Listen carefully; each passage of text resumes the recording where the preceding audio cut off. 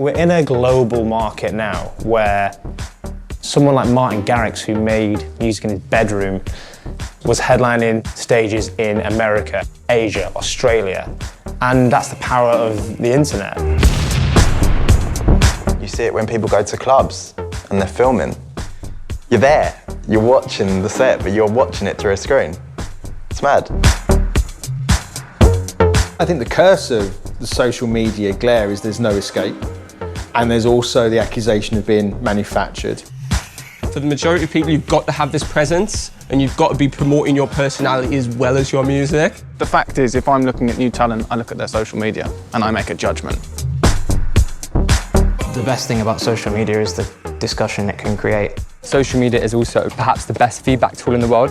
For all the likes you're going to get, which are going to hit that dopamine trigger, which are going to make you feel great, you know that a week later someone else is going to come back and try and ruin you. I think social media is just so potentially toxic and lethal for a DJ's mental health. If you had the opportunity to present only the best aspects of your existence, you know, who wouldn't take that? I feel the negativity around that is really starting to hit home for a lot of people. People doing things for the wrong reason, for cosmetic reasons, for image reasons, for ego reasons. It's called social media, but I don't believe it is. I think people cultivate this false self, this kind of synthetic persona, and they can develop it to the extent that they feel that that's what they want to be, yet they can't interact on the level. Nothing concerns me about social media. Any way you can make direct contact with your fans and followers is good in my book. If someone says otherwise, they're living in the past.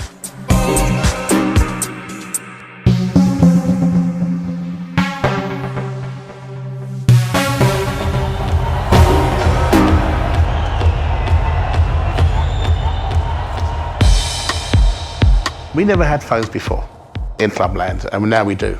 So it had become a bit of a scourge because, you know, at the beginning they were quite fun. You know, when I went to a U2 concert, when Bono says, "Get your phones out," you know, put all the lights on, and you see thousands of people with the lights on, and turn all the lights off, and all you see were people who had their phones in the air. That was actually quite cool. But now when you see the lights on that's being recorded, actually it's not that cool. Last year, the phones in the club really were invasive to me as a DJ. I found it difficult to actually be able to focus on what I was doing, just DJing, doing what a DJ does. I kept getting interrupted time and time again, physically, by phones.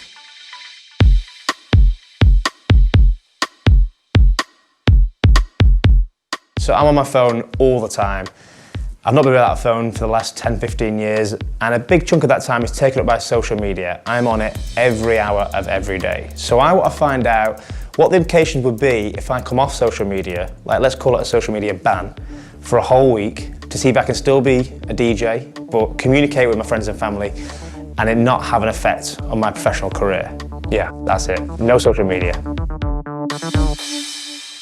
If you're DJing and you're in front of, say, 400 or 500 people and you're aware that somebody's taking a selfie with you, like this, and it looks a little bit embarrassing, you're kind of dealing with this internal dialogue of, I've kind of got to look good on the selfie, but I've kind of got to be nice to the person, but I'm also kind of in front of 500 people, and the whole dialogue in your head can take you out of the music a little bit.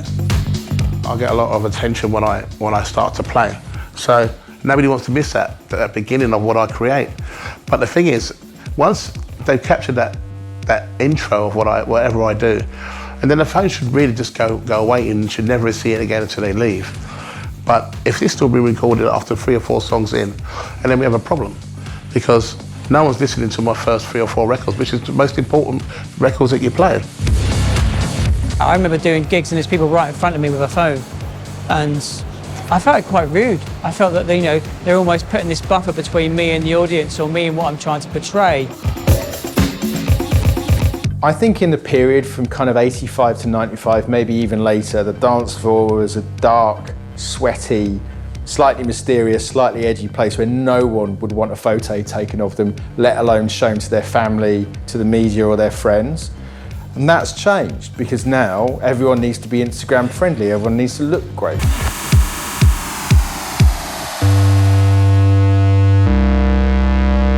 We were going through some old footage from Pasha and Ibiza recently. People were jumping up and down. People were going wild. And You know, you can't do that if you're constantly checking on your phone. Like, it's mad how phones have affected the way that people even think about events these days. If you look at the rise of day parties, the rise of pool parties in Ibiza, that's because people want to Instagram. They want everyone to see what a good time they're having. It's, you know, everywhere needs an Instagrammable place, or a place where you can, you know, take a selfie. It's almost like a party now is only good if there's content to prove it happened. Like the tree falling in the forest, but no one was there to hear it. Did it really happen, you know? Were there really 5,000 people going mad if there's no content? Now, it used to be that the person on stage was the star. Now the person in the audience is the star. You want to feel important. And that's what it's about. You want to share with your friends you were there. I feel like everyone wants their own TV show. You know, everyone wants to be famous, to be talked about, or, oh, you know, so-and-so went there, or so-and-so's doing this. When the people come to this event, they want to call the other guys. I don't know, there is in Rio de Janeiro, with the phone, they start the video call. Hey, look where I am, fuck. I'm here at this hotel, you're at home. I think social media is a massive part of dance music, and for me as a DJ, it's the key tool for promoting myself.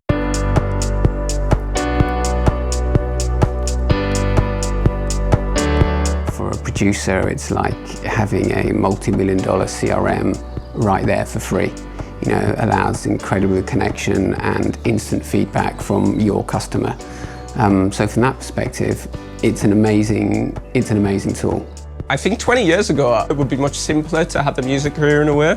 You go to a studio, you make your record, you send on a demo tape to a record label, they sign it, if it becomes a hit, you tour.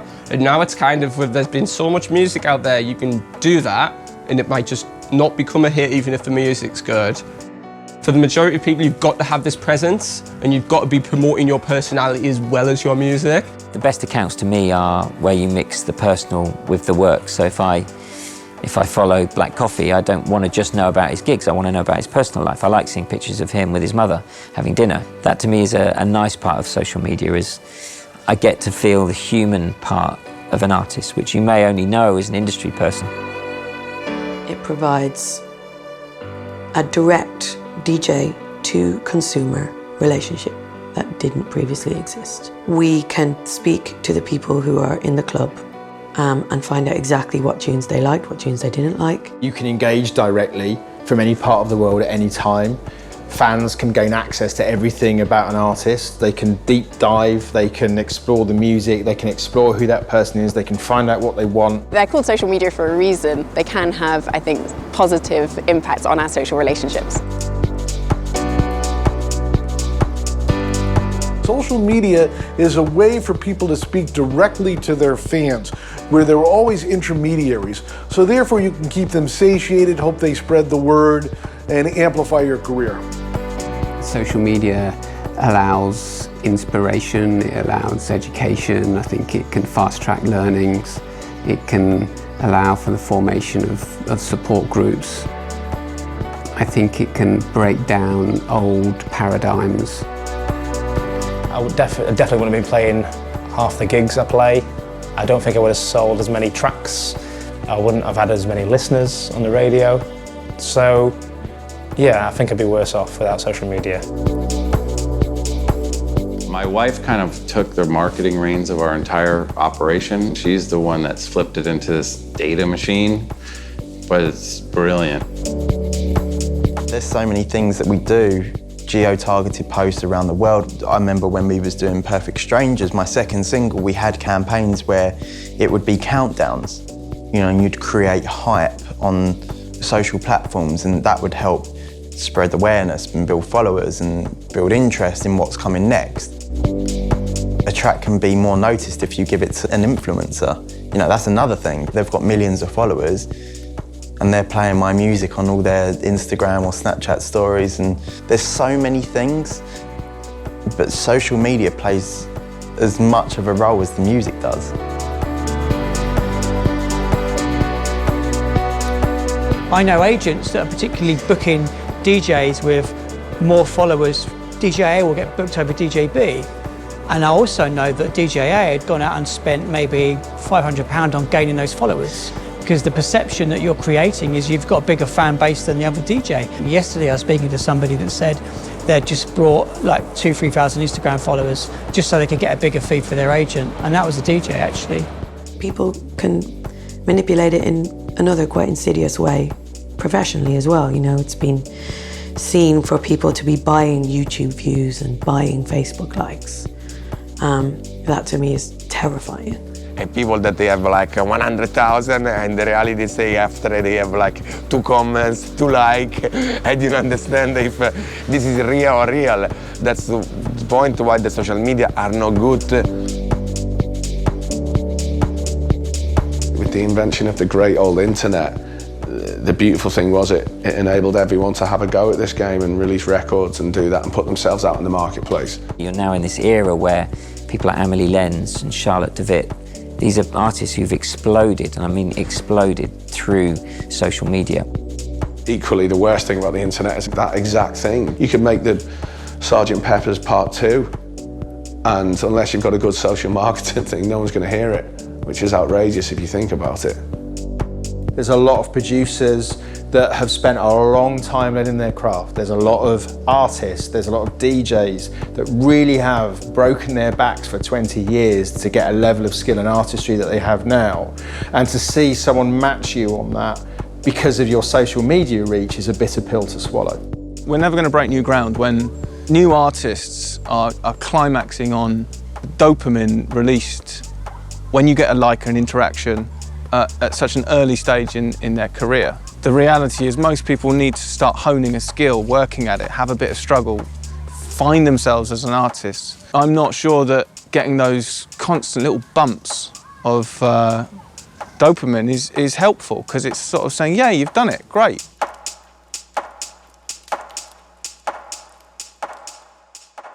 The challenge I'm going to take is to go cold turkey, is try and live without social media for a whole week. One part of me is very nervous because I'm so used to promoting myself and just catching up with friends and seeing what everyone's up to on social media that I'm worried I'm going to feel out of the loop.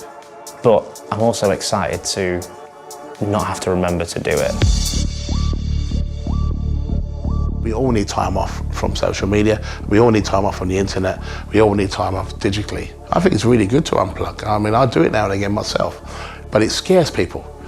Try and unplug. It's like, you know, I called you yesterday, why didn't you call me back? I texted you a minute ago, you know, I sent a WhatsApp and I didn't get my email, and I'm just like, no. I think it's good and bad. You know, there's good things because, you know, by me being online and doing something, I might discover something. I might discover an artist. I might, you know, which might not have happened if I was switched off. If I was switched off, it allows me to breathe, you know, not be so conscious or worried about what everyone else is doing. It allows me to just do my own thing. I would advise that you want to check that you are not psychologically dependent on something, even if it brings you pleasure. And the way that you do that is by testing your reaction when that thing is taken away from you. So there's been a recent scientific study where they had people do a 5-day digital detox. And the big headline that came out in the media was that your physiological stress levels go down. What also happened is that people's life satisfaction went down and their reported stress levels didn't change. So I think what we see from that is that a digital detox will probably have a lot of different effects because technology is such a key part of our lives. I can imagine it would fear a lot of artists with fear, you know. And that comes back down to this problem though of like, how is an artist's value measured? Is it because they've got more Facebook likes than the next guy or more Instagram followers than the next guy? 7 days, social media, gonna delete all the apps, change all your passwords, go completely cold turkey. Are you ready? Yeah, I think so. It's just difficult because it's like one of the biggest weeks of my summer. The first day is my actual birthday. So I think people are going to think I'm very rude if they kind of send me birthday messages. And I've got a massive gig in London tonight alongside not just like 2 DJs, but 2 of my heroes. So Eric Murillo, who's like the inspiration behind me becoming a DJ, and Mark Knight, who's someone I totally respect in the industry. So it's quite a significant gig for me this summer that I'm not going to be able to document. through social media, which makes me quite sad. And then I've got massive gigs, like festivals in Romania. I've never played in Romania, so naturally I'd be like, first time in Romania, hopefully it'll be a good gig. Not gonna be able to do that. Maybe you'll actually enjoy it though. Well, maybe, yeah. Like, maybe exactly. you'll actually see things. Yeah. And then Ibiza, I always, post that when I'm in Ibiza, because I love it there. It's like my second home. So yeah, I'm not gonna have to do all that, and I'm just getting a bit nervous about doing it and coming off, but the time has come, so. 7 days. Well, if I can last that long. So that's it, done. Social media free, my phone is cleansed of social media. I hope it makes me realise that I don't need to rely on social media as much as I think. I know it's important, I know it's key to what I do. I know it's a vital tool for promoting myself and everything I work hard on, but maybe I've just slipped into the habit of just going on it a little bit too much, and maybe, sitting through a whole film without going on it, visiting a place like Romania that I've never been to, maybe just notice things a bit more, like talk about it with the person I'm with, like rather than just, standing there. I don't know. I really don't know what's going to happen. I think if I could predict, it would just teach me to just chill out a little bit with the phone.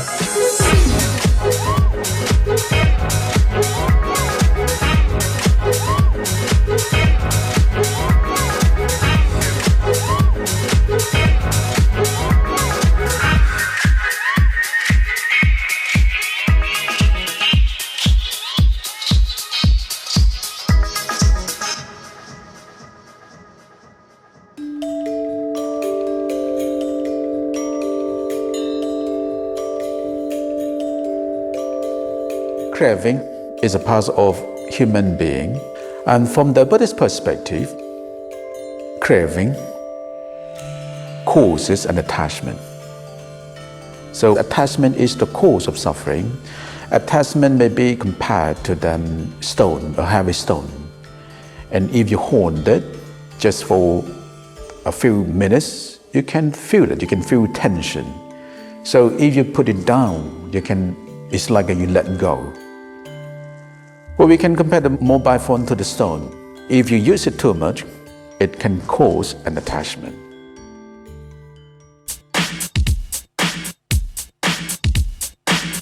Massively addicted to my phone. I can't switch off. First thing I do when I wake up, go on my phone. The last thing I do before I go to sleep, on my phone. It's like a comfort thing, just quickly check my phone and check my Facebook, Instagram, my emails, whatever it may be. Every, I would say, 4 or 5 seconds, you want to know what's going on, and that's an addiction. So you're looking for that fix in something of which you just do, whether you think that you do it or not. I do it. I feel my phone, okay, look at it, okay. If I've got any emails, no. So what's actually happening in your brain when you receive a notification on your phone? You get this little rush of endorphins, which is a pleasure-giving chemical. And that induces what's called a Pavlovian response. That means that you want to jump on your phone straight away and answer the notification. It's just so easy because it's on your smartphone, it's in your pocket. If I'm walking to get the train, or I'm sat in an airport, or I'm at home, quickly have a little look. Right, straight on, whether it's checking the news or Twitter or whatever, straight on my phone. And it's not until we talk about it now that I've realised this.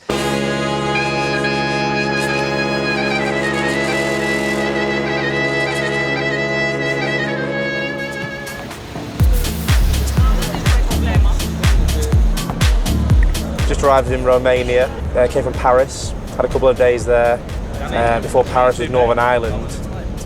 I've managed to stay off social media despite visiting some incredible places. The tunes were going off, the crowd was responding, and that would have been a perfect opportunity for me to get some videos. I definitely would have Instagram storied, I definitely would have tweeted. I guess it was a good opportunity to take it in and not worry about, I need to get this on my phone, but I still did have those thoughts. The one thing I found so far in this experiment is how addicted to my phone I am.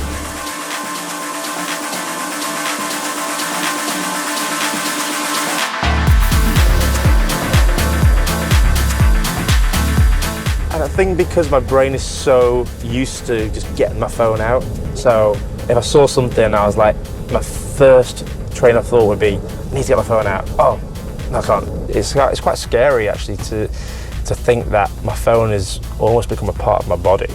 Like, if I'm separate from it, I panic.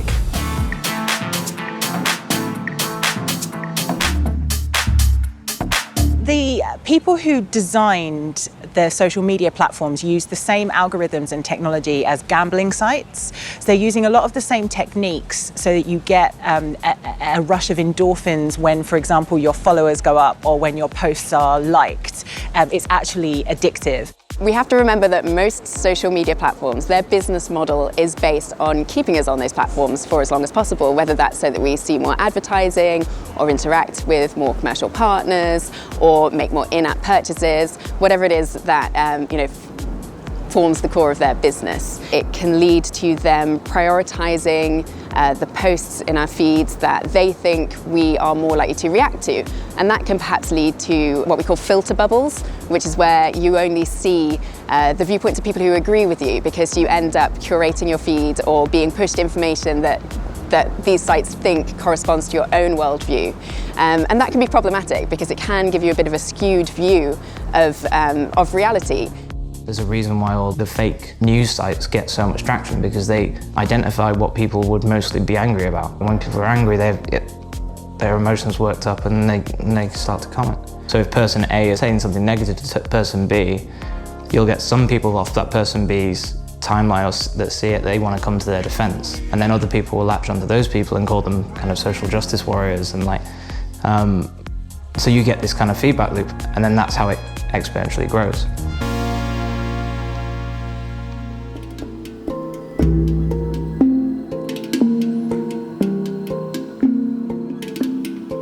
So many people on social media want to have a lot of attention from the people.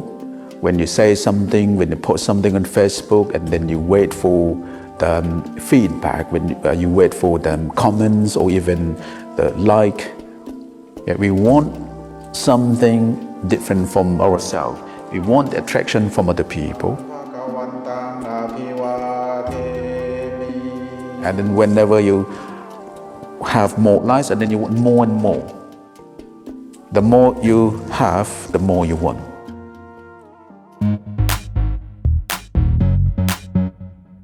I think people become addictive to all those likes and all those shares, etc. You know, it's an endorphin rush, isn't it? It's a release of something. When you're being liked, you're being validated externally. You're continually having to get that validation.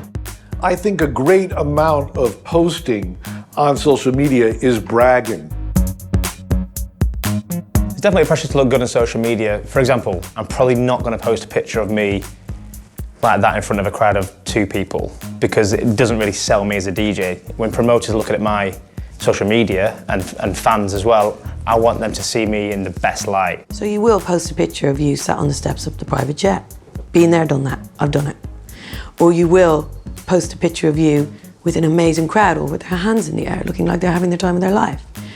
But you won't post a picture of you sat in the car, pale and exhausted, staring out the window, missing your kids when you're still 4.5 hours from home.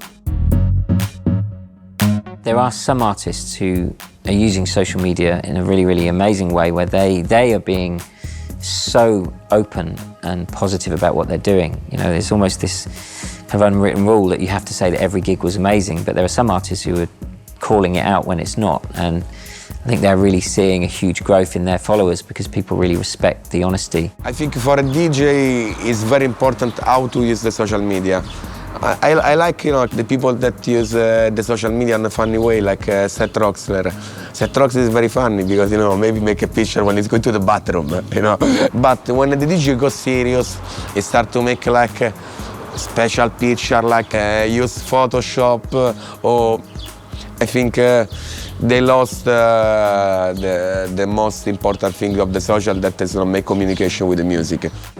You know, it's called social media, but I don't believe it is. I think people cultivate this false self, this kind of synthetic persona, and they can develop it to the extent that they feel that that's what they want to be, yet they can't interact on the level. They can't interact with another human being because they've become so distant to this persona they've created. this new almost narcissistic part with all this validation and external commendation. And it just causes so many different split, unintegrated parts in people. And I see that, even working in NHS with younger people all the time. They're continually beating themselves up because they don't look like this synthetic image they've got. I mean, it's really a real big struggle. When you think back to the Mix compilation in the mid-90s, it was all about a girl in her underwear on the cover of a CD. That's what sold Ministry of Sound Ibiza. Just as we were kind of getting rid of that very poor marketing technique, now we've got social media accentuating the female DJ in the bra and her underwear to even greater heights. And I think it's very hard because there are a lot of very beautiful women who are all about the music and all about their artistic work, and they're also being given a hard time because whatever they do comes across like they're pushing their image when actually they're just being themselves. There's definitely issues around things like body image or, this idea of FOMO, fear of missing out, when you think all your friends are having a better time than you.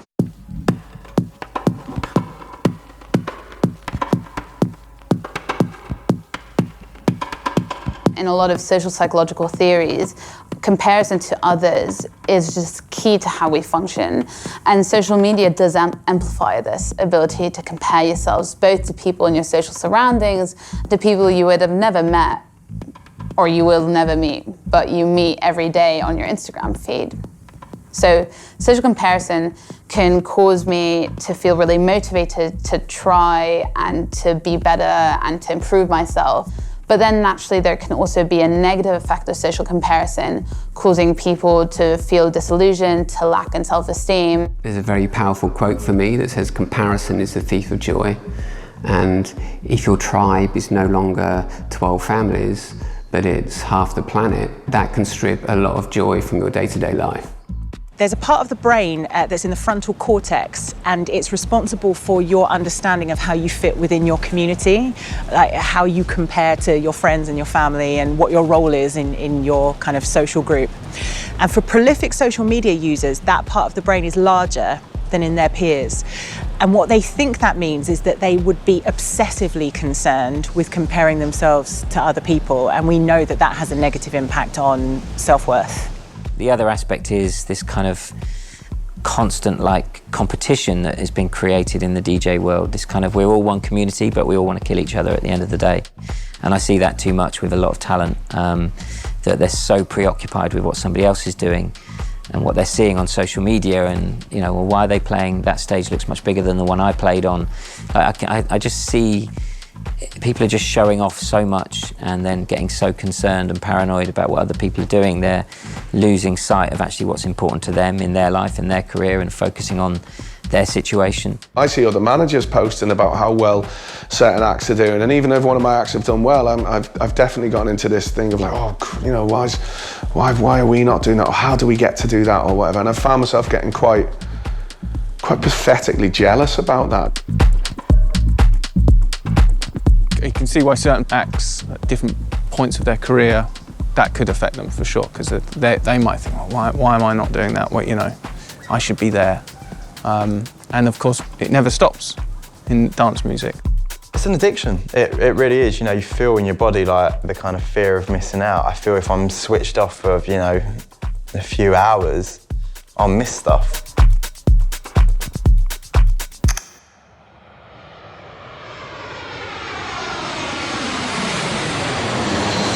Some of social media's made me definitely realise that I need to allocate my time more efficiently. Visiting the places I've visited this week and experiencing the things I've experienced, seeing the things I've seen, it's like, hold on a minute, your life could be much more efficient if you don't waste time every hour scrolling and scrolling. I was aware that I used it a lot, but I wasn't aware on how much I reached for my phone. And it's quite scary because even though I didn't have the apps for social media on my phone during the whole experiment, I was still reaching for it like it was just a habit. I think the issue is not that we shouldn't be using social media or engaging with our phones and making the most of the platforms and the great technology. I think the issue is more of self-awareness and being aware how often we are distracted from our day-to-day communications by the smartphone.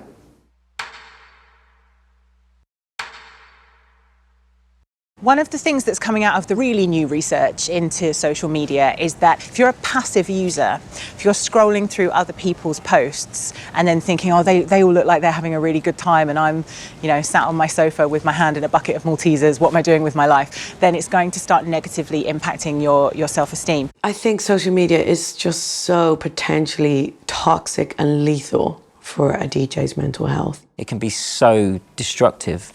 And people can just be so negative. There's so much jealousy out there to artists succeeding. And I think that's partly an electronic music problem that's always been there. No one is safe from mental health issues because society isn't safe from mental health issues. But if you add on top of that the social media lens that amplifies everything that you do, or you perceive it to amplify everything you do and you think everybody can see everything you're doing wrong, then it's going to have a very negative effect.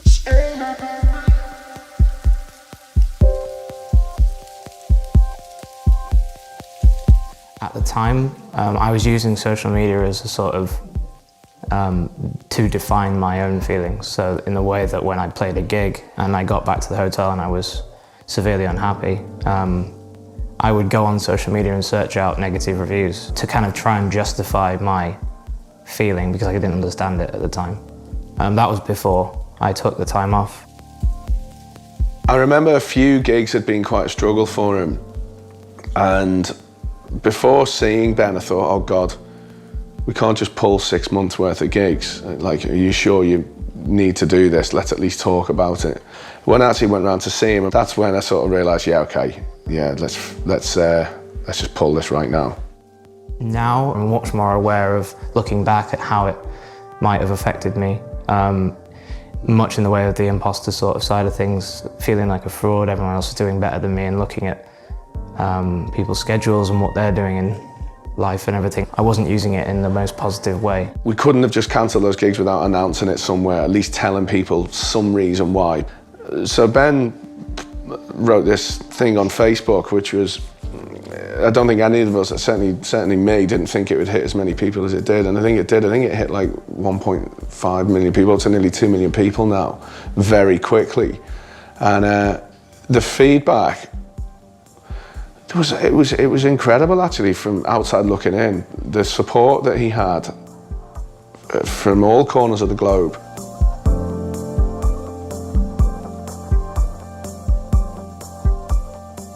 I think in the last 2 weeks alone, James Blake wrote about his depression and mental health and suicidal thoughts. A lot of artists are now using social media in a very positive way to tell their fans that it's okay to suffer, that we're all human, we all suffer from issues of anxiety and depression.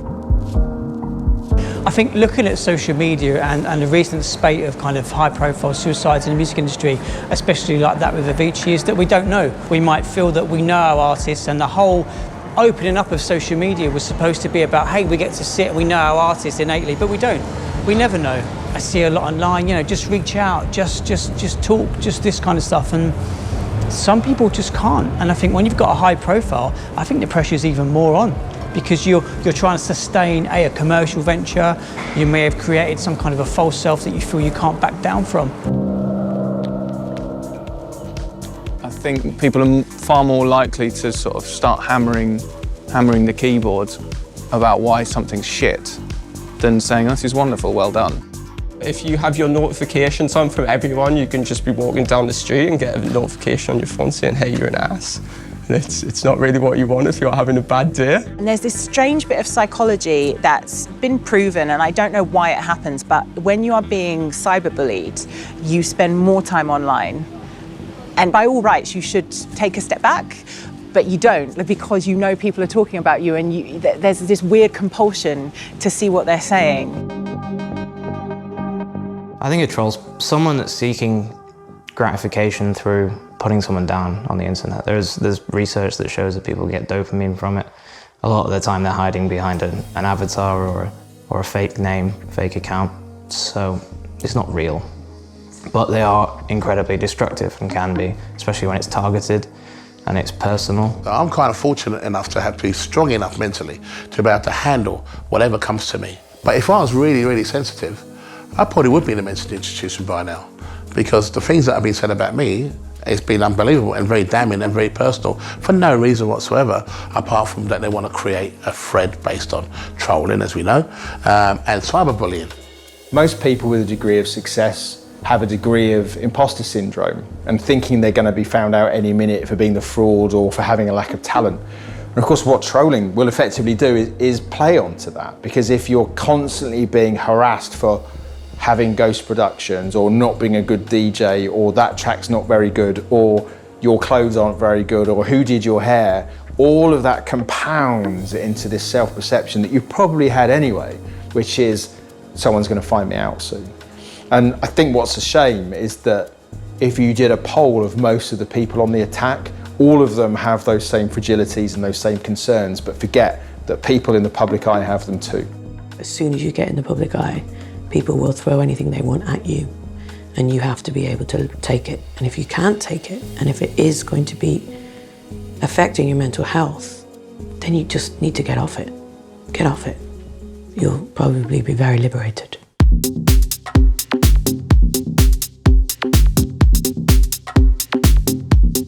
I think predominantly since probably the inception of iPhones, and I've noticed a massive difference in the classic people holding up phones, and they want to try and preserve that experience digitally rather than just embrace it from the perspective of just being organically there and being engaged with it. When you're walking around, you start looking for opportunities for content.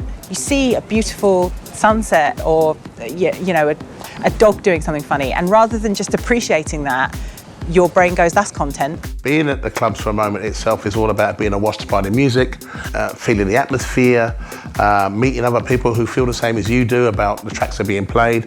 As soon as you pull your phone out, you lose all of it. You lose the essence of the reasons why you're there.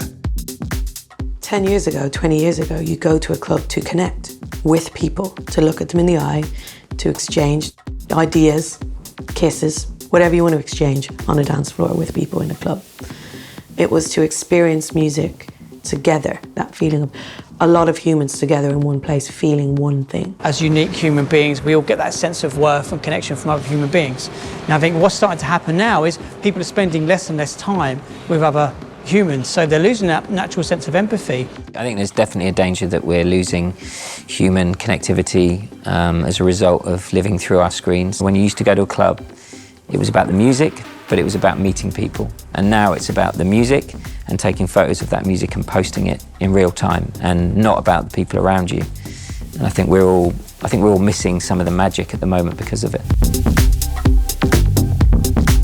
We're working with Pasha, Amnesia, DC10, and we're doing some stuff at Privilege as well, so pretty well everywhere.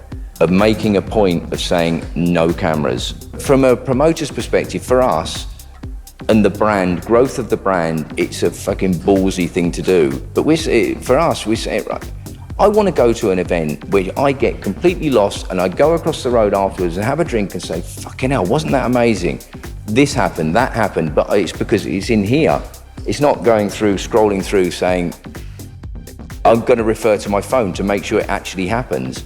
There's some really interesting research done by Dr. Aaron Balick. He wrote a book called The Psychodynamics of Social Networking, and in it he says that if you take endless photos, you begin to rely on those to connect with your experiences. If you go to a gig and you're looking at it through your phone, there's a part of your brain that goes, I don't need to really be here because you're banking this for later. And what that means is that you're not fully immersed in the moment. There's some things that you can't capture. You feel it, you let it flow through you, and you let it go. If you're gonna be on a dance floor, be on the dance floor.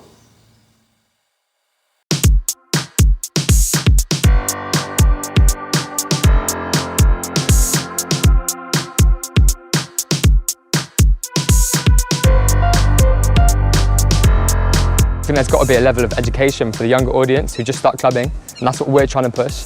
People who enter clubs since the first time, they might be a little bit excited, they might take out their phone and film the DJ, so we just got to educate the younger audience. We're trying to get people to understand that you should be able to unplug yourself for something that takes you away from the reality of life. If happiness can be defined as the ability to fully experience life, then reaching for your phone in an attempt to record that and promote that is only going to take us out of that very state. My biggest concern is that we will become almost like avatars. So we'll become less and less active in the three-dimensional world and rely on our social media personas to kind of live our lives for us. And that we'll get to our deathbeds and look back and really regret that. I think people definitely aren't living in the moment in life, in society. You know, if you walk to any beach, you walk to any park, you walk to any football match, you go to a school play, you'll see the parents recording the school play rather than watching their kids on the school play. So I think we just have to accept that phones and the recording of what's around you is embedded in culture. We can dislike it, but I think it's going to be very hard to change where we are right now.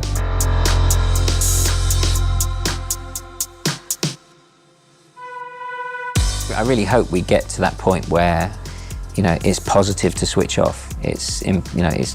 Clubs will embrace it more, not think about the social media value for them, but actually think about the experience in the room and get people focused back on the music and the people around them. There is a backlash against the kind of social media culture, and there are clubs and bars where you're not allowed them, where they have signs up that say like, no, we don't have Wi-Fi, talk to each other, you know, things like that, where, you know, it blocks your signal when you go in.